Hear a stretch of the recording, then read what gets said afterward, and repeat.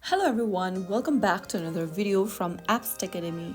Today in this quick tutorial, I'm going to show you how to log out of your TikTok application, whether it's on your iOS or Android device.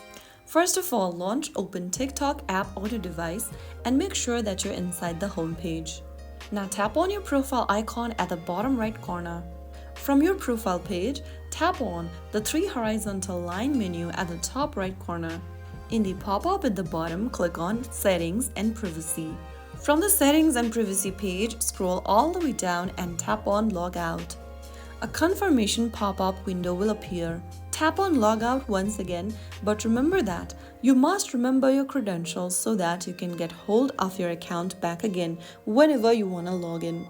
If you remember those credentials, tap on Logout and click on Logout once again. Now you will be immediately logged out of your account. You can still view TikTok videos and contents even if you are logged out as a guest. And that's all there is to it. You are now fully in control of where you are logged in across devices. If you found the video helpful, don't forget to like, share and subscribe to the channel. I will be back again in the next video. Thank you for watching.